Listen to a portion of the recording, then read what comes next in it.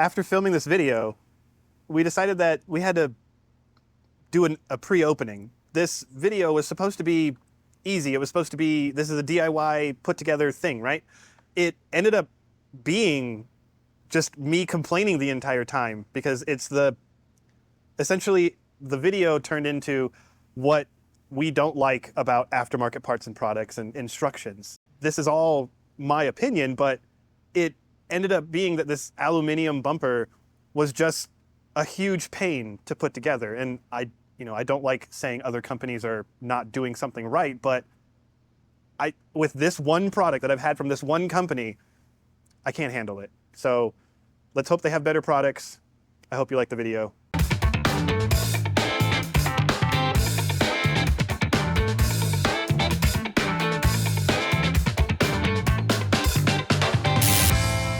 Today, possibly tomorrow, we'll see how long it takes. We're going to be doing a coastal off-road high clearance front bumper for this car, which apparently is aluminum and you have to weld it together. So this guy doesn't have the welder to do aluminum. Fun joke there. But so first things first, I got to get this front bumper off because we're not going to be using the front bumper anymore. And then I'll show you the kit and we'll do the process of getting it set up and tacked and ready for me to weld.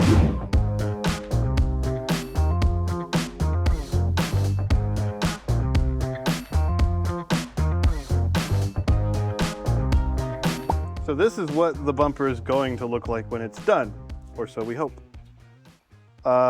It has the materials in here, which it shows some bolts, and he told me it didn't come with any bolts, so we might have to make a run to Ace.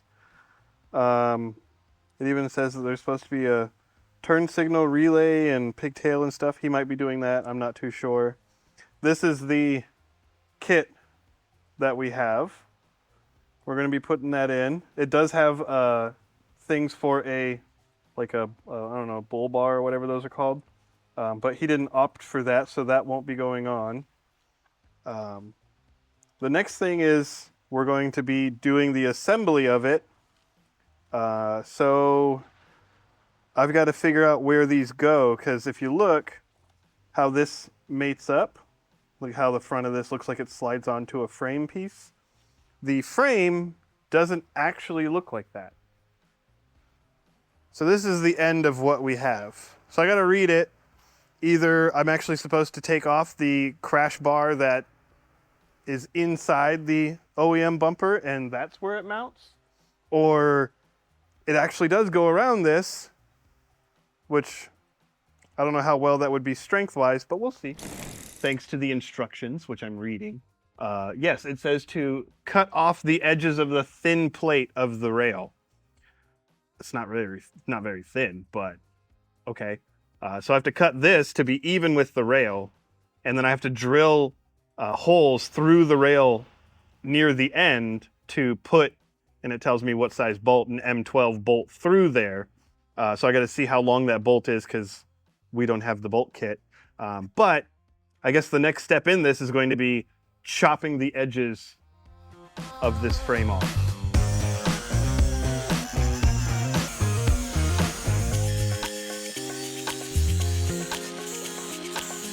Got them both ground off. This will never be the same again. But now I'm going to take off the tow hooks because the two bolts that go through them also hold on the new bumper from what it looks like in the picture. It actually doesn't tell me that. So I'm going to take those off, see if we can bolt on the lower part, and then we have to drill the holes through here. And I'm hoping it lines up with that one. So I only have to drill one hole, but you know, was it Darwin or whatever says Murphy's Law? That's it. We're gonna get screwed over. All right, I'm gonna open this up and we're gonna actually lay everything out on the floor so that I can find the pieces that we need. The first one going to be that bottom piece we gotta, mark and drill the holes for.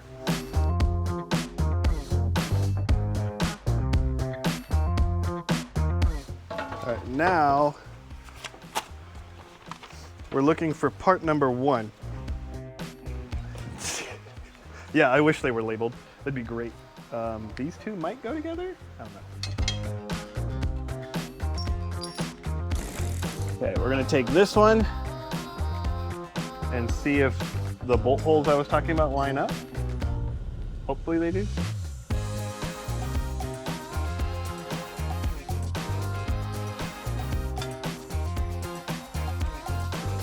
As for this kit, we have to, like, I'm getting the first part of it started, but from this point onward, we're going to be setting and tacking all of the pieces together, all whatever 18 pieces of them.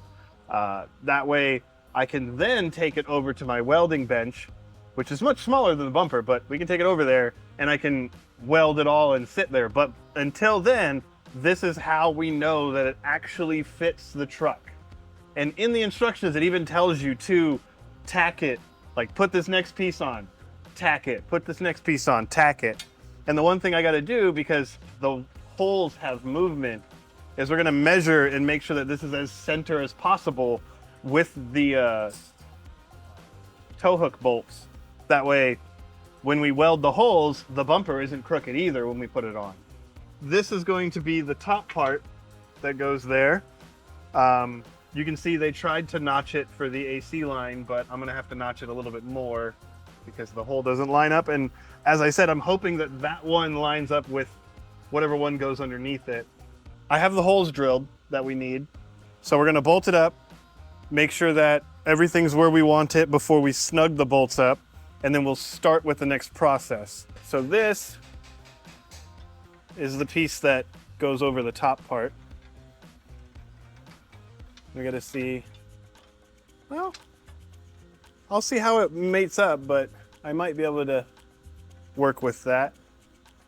In the instructions, it says to weld this nut to this piece. This is aluminum.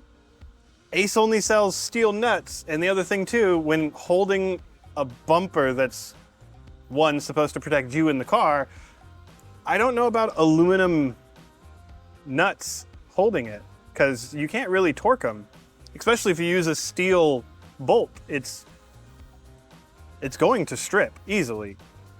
So when we get this all set up and ready, I think what I'm probably going to do is we might do a kind of encapsulated piece to just keep the nut where it is. That way, so with the bumper together, you can't get back here, which is why they say to weld it. We need some other way to make this strong and to be able to weld it. I'm using this piece to gauge how much overhang we have and make sure that the bottom part is where we want it before I snug everything up. So I just want to kind of eyeball it because this is going to be the side piece. The next thing is we got to take these, they go in here, and I have this little piece here so that we can push it up because there is a gap, but it's because it's being bowed down because of how the bottom of the frames are. Luckily, this will fix that. So in the kit, it says from the end, you want it to be 10 inches inward. So that's what I did, which puts it a little bit wider than the bolt holes for the winch. He didn't give us a winch, so if he wants to put a winch on it, he's gonna have to take the bumper off, put the winch inside, and then put it back on. But at least by then, it'll be together.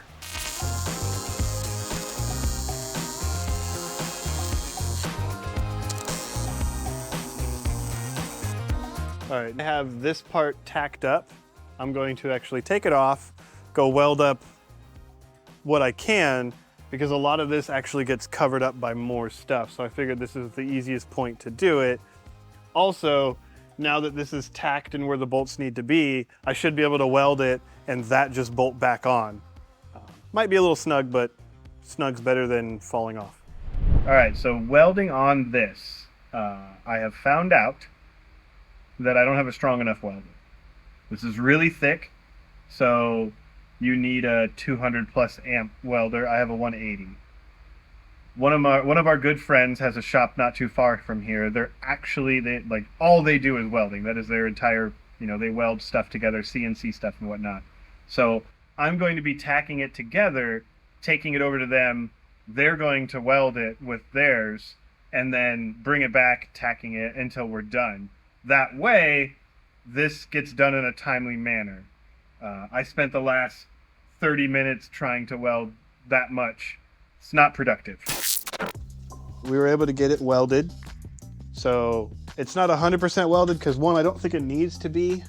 There's a lot of spots like under here that like it not being welded there isn't going to compromise it. The other thing too is how this mates underneath. This will have to be welded again anyways. So I'm gonna tap down some of the tacks that are on the side here, some of the weld that's on the side. We have these plates, and then because of where we're at with this, I think we're gonna see how it goes, but I'm gonna put it together as much as possible before going back to, you know, Buddy's big welder. If we can get it to where almost everything is there and we have access to all the welding points that we need to do, perfect. If we can't, there'll just be a couple more trips. The instructions are getting me through this, but man, are they not easy to figure out. Just because sometimes they say which plate they're talking about, sometimes they don't. Sometimes they just refer to the plate, you know, shackle reinforcement, which nowhere in this says what is a shackle reinforcement. I can only guess it's this, but they also say plate number 6, where some of the other ones are talking about plate number 2. I don't know, we'll figure it out. And as long as the bumper looks the way that it should, I'm gonna be happy.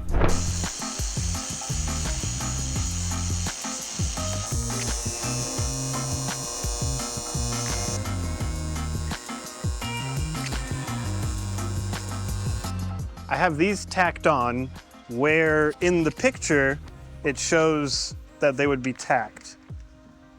So if you look in the picture, we'll try to get this decent. So the lower front edge, right, is even with this bottom plate, which I did, see? And number 4, which is this plate here, I followed how it's supposed to go with, where's that picture? I don't even know. Yeah, they just say to put it in front of this, in between 2 and 1, which 1 is the bottom one, 2 is the top one. And I did that, and it overlaps onto the lowest one. It doesn't, you know, sit over it with where the bolt holes are drilled, well, pre-done for where they have it for the tow hooks. So, doing all of that and following these instructions, or following the pictures, the shitty instructions that they give us from Coastal Off-Road, I take these, which they say to weld to 2 and 1, right? But 4 is in the way, remember, so you can't, that's a, you know, that's the distance for the gap to 1. So we can't tack it to 1 because 4 is in the way. We can tack it to 2, except where this is, 1, it sticks out more than the thickness of 4, and if you look from this side, the holes don't line up at all. So I don't know what to do with this. I don't know what Coastal Off-Road was thinking. I mean, honestly, if Coastal Off-Road sees this and they're like, oh, you're an idiot, you're not doing it right, you're doing it, then make better instructions. Because this is the problem with aftermarkets, is whoever made these instructions is the one who designed this and didn't make it for someone who didn't have this original vision of how all these parts go together. They're like, well, it makes sense, this is how it's supposed to be. And you're like, no, you didn't write any of that in any of the tacking stuff beforehand of how it's actually supposed to be, or even show pictures. I'm gonna do my best to make this fucking right. But as far as I'm concerned, they'll probably disagree because it's them. Coastal Off-Road has no idea how to make instructions. So I know at the beginning we joked about like what parts or what tools you need. So my welder, this little guy, and I do say little, it's like 2 to 3 grand. I don't know the exact price of those things, but it's somewhere around 2 to 3 grand for a welder that can do aluminum nicely or whatever. You might be able to find them cheaper, but you're still looking somewhere in the realm of a comma to do most aluminum.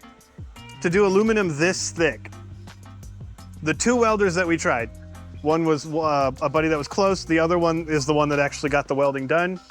Those 2 welders would do it, it's just the first one, the building didn't have a big enough breaker to actually run it. Those two welders are in the realm of 9,000 to 15,000 for the welder.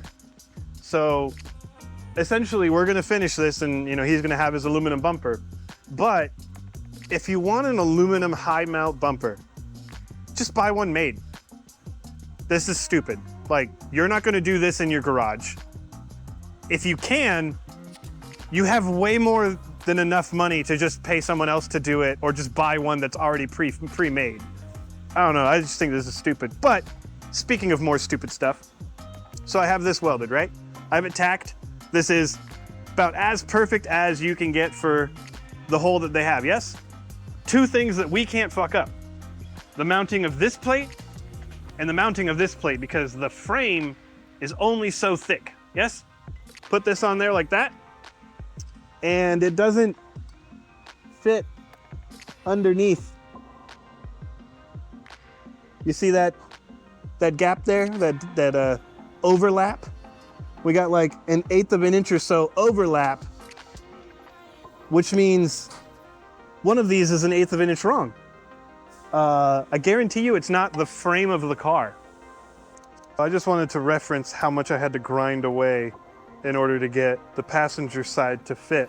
Driver's side might be different. I don't know, maybe the frame on that side is actually the thickness they planned in the first place. But I just think it's kind of laughable that they couldn't measure it properly.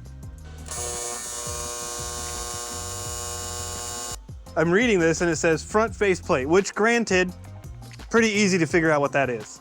But it says tack this to the front of the two upright brackets, number 6, which are these, as shown in the diagram, which I'm guessing this is the diagram. But another wonderful thing about this where it says, front faceplate, this one shows number 17, number 8, number 7, and number 16, right? All separate pieces. Even in the little thing of like exploded view, they're all separate pieces. It's one piece. Just yet another thing of how lazy these instructions were made. So this is great, right? The light mounting tabs. One, you're not supposed to use the mounting tabs, right? But we're supposed to put them behind the square light openings in the face of the bumper position, positioning them at the junction between plates 7 and 8. There's no junction. It's one piece.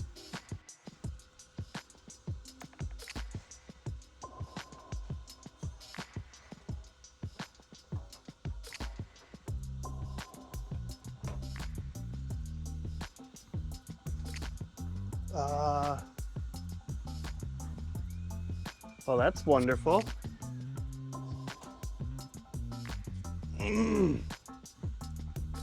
Wow, I wouldn't have expected this to fit so good from this company.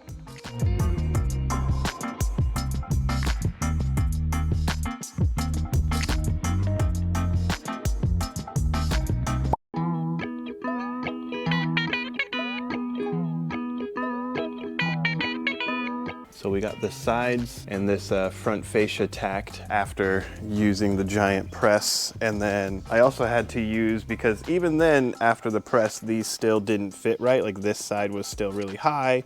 These would be, flared out a little bit. So I had to pull them in, pull this down. This one I actually had to still pull backwards to get it to sit. As you can see, it's still not perfect, but that's much better than before. And I still had to pull this side in too. And it was actually with this contraption. So, because we didn't have any kind of, C-clamps or whatever that were actually big enough to go around the bumper. Now, it's telling me to attach side wing top plate, which, all right, I can figure that one out. I'm guessing that one's number 10, which is this guy. And then it says to attach it to number 6 and 7, right? So 6 is these side pieces that we did. 7 is this piece, and they're saying to attach it to 7 because 16 is supposed to be short. But remember, these 4 pieces are all one, and because of them doing that, this extra piece on this side isn't actually there, so there's no overhang. They want us to overhang this to let it all line up properly.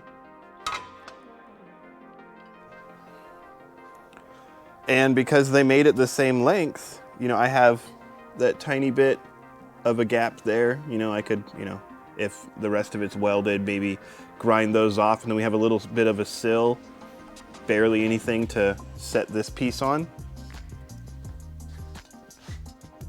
This side's flush because they made it the same width as what it's supposed to be. So I think in modifying these things for the aluminum one, we're going to build the side pieces separate and then put them together after that's been welded, so that we can kind of, you know, have this all welded, grind it flat, mate this against there, and then weld this onto it, and there'll be a bead all the way on the outside. This is horrible. I feel like you're watching like some sort of like Blair Witch project, but it's actually a Tacoma bumper. As with everything with this, change of plans. So I was able to get these 3 pieces bolted up for the, or tacked together for the side. And then there's a piece here that's supposed to be angled, and it's supposed to match this angle. I didn't know how to do that on the bench. So me and Fred were talking about it. I'm going to tack the entire bumper together. This is gonna get welded here, and we're gonna do our best to weld the inside seam as well. So now that I have these 3 together, because as you saw too, just putting this piece on there, like getting it level or whatever is not gonna be very easy at all. So I have to do these 3 pieces on the bench and then come over, tack them on the other side, and do the bottom pieces like what I'm gonna do now. So yeah, we're gonna, Steve's gonna help me get this set, and we're gonna get the bottom tacked in and then move to the other side, and then hopefully we can then just go over to the other shop, weld it all together, and then bolt it on. And then we can forget this ever happened.